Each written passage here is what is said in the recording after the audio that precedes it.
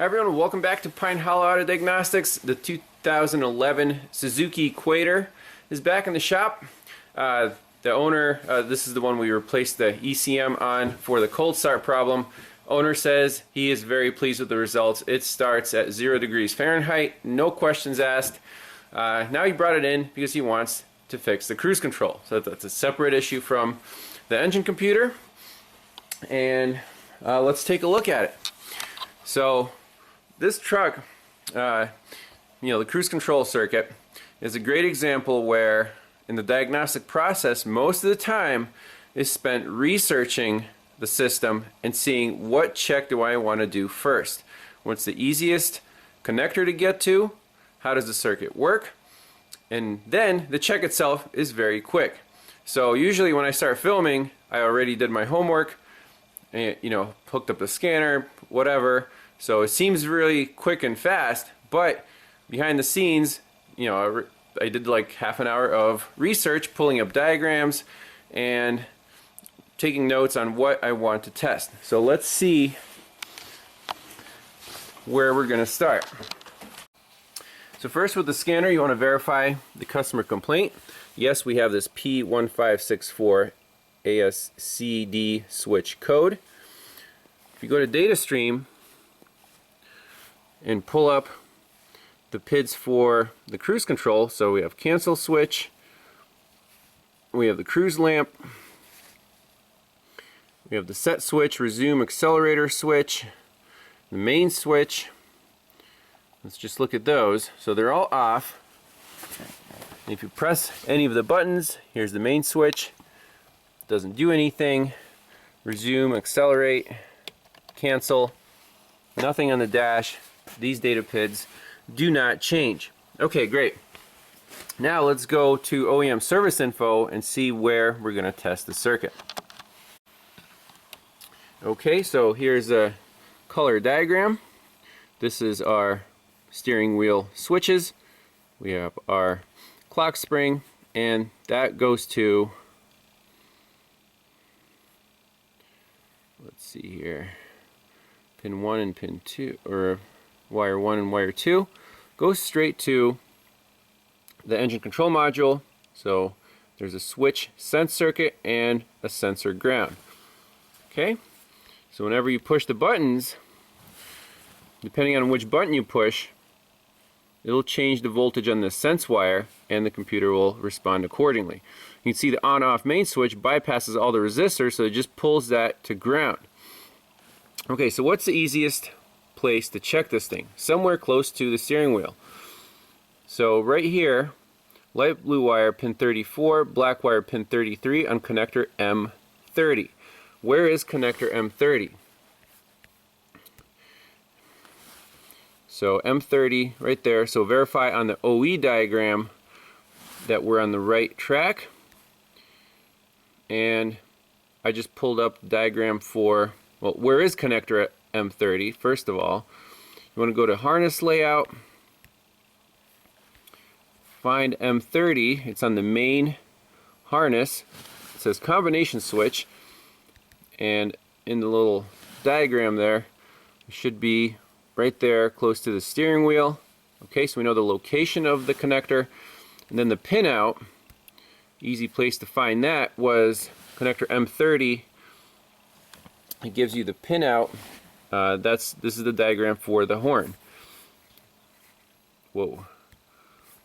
So right there, pin 25, and these are pins 24, 25, 26, 27, 31, 32, 33, and 34. Okay, great. So let's find that connector, put a voltmeter on it, and see the voltage coming from, on this light blue wire. So I took off the covers off the steering column, and right here we have 3 bulk connectors. That one's for the airbags. This one, the brown wire is for the horn. The light blue wire is the cruise control sense wire from the ECM. And the black wire next to it is the ground for the buttons. So on the light blue wire we have 4.98 volts. So 5 volts. When we push the buttons, nothing changes. Okay, great. Also our data PID doesn't change. What is a very easy thing to do here to simulate the buttons? Easy, safe bypass test. Let's just connect the light blue wire and ground it. Just pull it to ground. Very easy to do. So basically take this and connect it to ground. And by the way, my ground is on the cigarette lighter, little adapter there. Connect it to ground. We have main switch turned to on. And our cruise light came on the dash. So right there, that simple check verifies wiring integrity from the engine computer all the way to our steering wheel, and we pulled it down, it responded accordingly, so nothing wrong with the engine computer side or the harness to the steering wheel. Now we're worried about why is, the problem could be in the clock spring, the problem could be in the buttons. Obviously the clock spring is suspect because it's wear and tear. When you turn the steering wheel, it'll, the contacts in there wear out, and it's not going to work. So before suspecting a clock spring, we also want to check the ground wire. Okay, so put our leads back so we can measure the voltage on the ground wire when we press the buttons. If the ground is bad, obviously it won't pull anything down. Okay, so let's put the lead on the black wire. We have 4.8 millivolts. I'm going to press a button. Our ground stays good and nothing changes. Our cruise control is still on since we manually turned it on.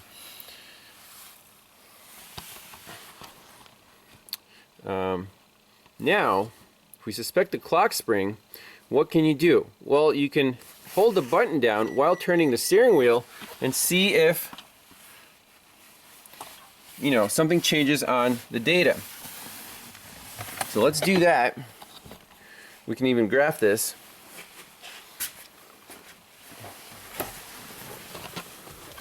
So I'm going to hold down the on-off switch and just turn, boom, right there. See that? Right now the button works. And if we turn the steering wheel to this position, right there, button does not work. So I'm going to hold it down, turn the steering wheel, right there. So there's a good spot in the clock spring. So if you want to set your cruiser, you're like, and we can see that on the data, the main switch. We can try another switch.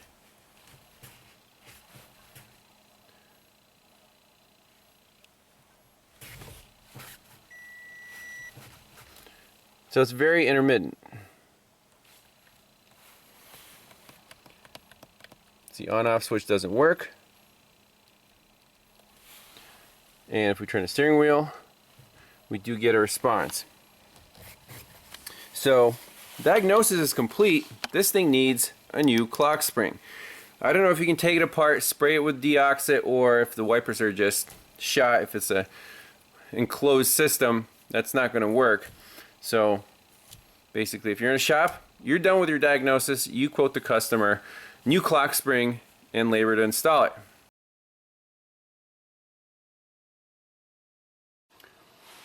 Alright, back on the Equator.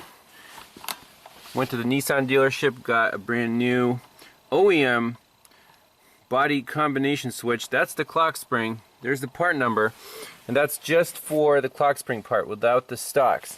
So you can save, like $150 if you don't get the whole assembly with the stocks. So let's install this, verify that the cruise control works.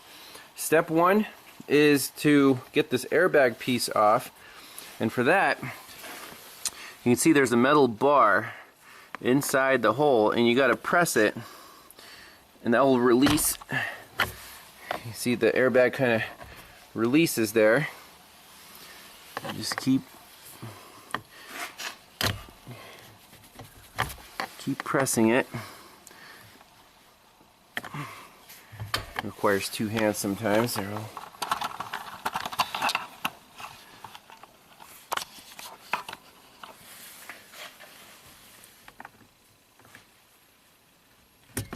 we go.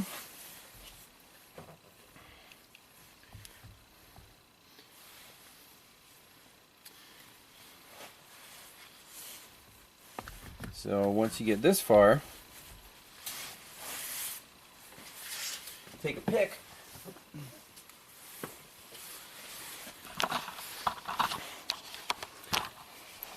and gently disconnect the airbag. You gotta pull up on these black little plastic thingies.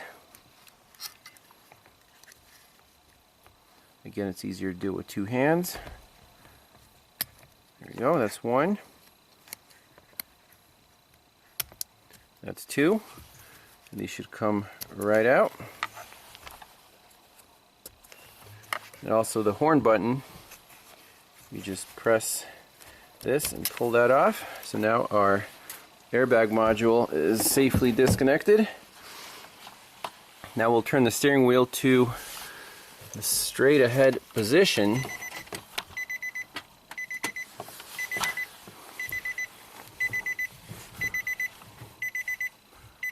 Okay, like so.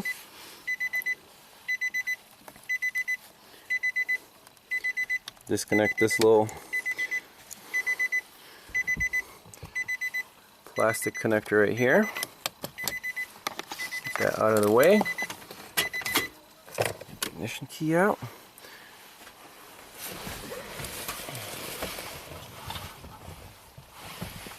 Now just put an impact. It's a 19 millimeter. So undo the center nut.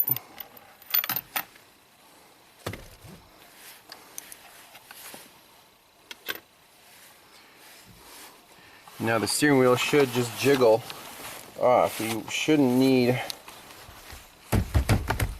there we go. And make sure that you can see there's like a little scribe mark in that center piece. So if you're centered and you don't turn anything, you should be in good shape. So that comes out and the little airbag connectors slide right through.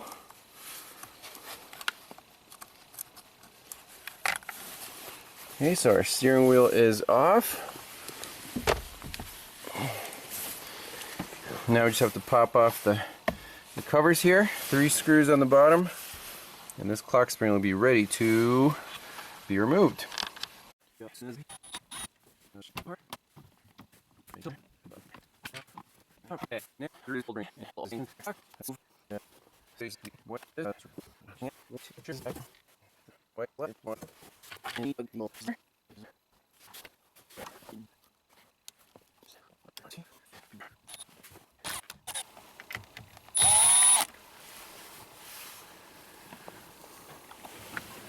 So a little clip up here. Woo, that's it. Okay. Cool. Now, remember, here's the steering angle position sensor. We need to move this over to the other clock spring.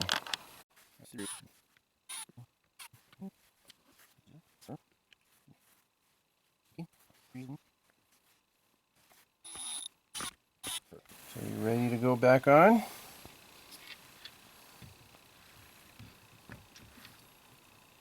That clips in there.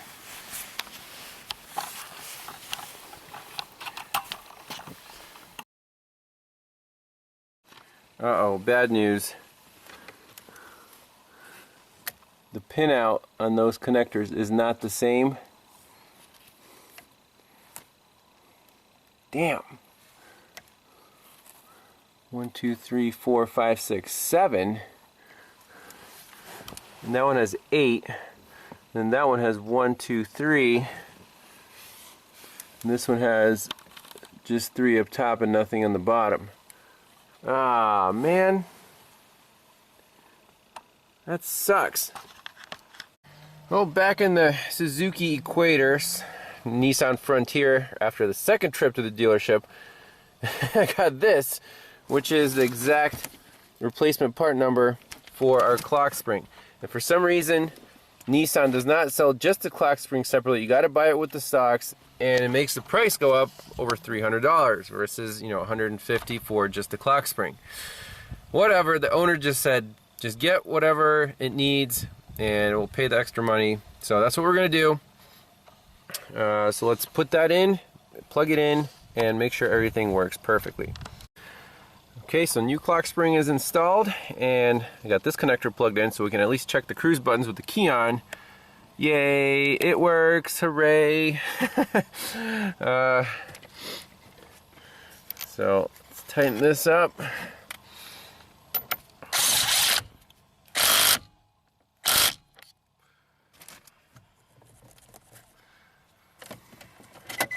And then we'll plug in the airbag module here and clear out the codes and make sure this thing is perfect. So let's clear out the codes with the new clock spring installed. That should take care of the cruise control switch code, the airbag code. That's complaining about the VDC system, and in the ABS we do want to reset the steering angle sensor, because anytime that loses constant battery power you have to do this procedure with a scanner. So read fault code. It'll say steering angle sensor safe. Okay. Work support. Steering angle sensor adjustment. So you're straight ahead. Click OK.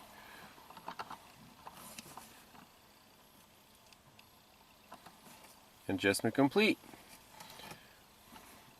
Easy enough. Clear fault code.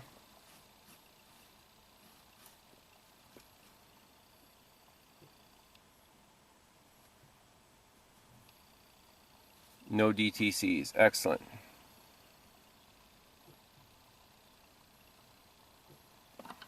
That's it. Let's fire it up.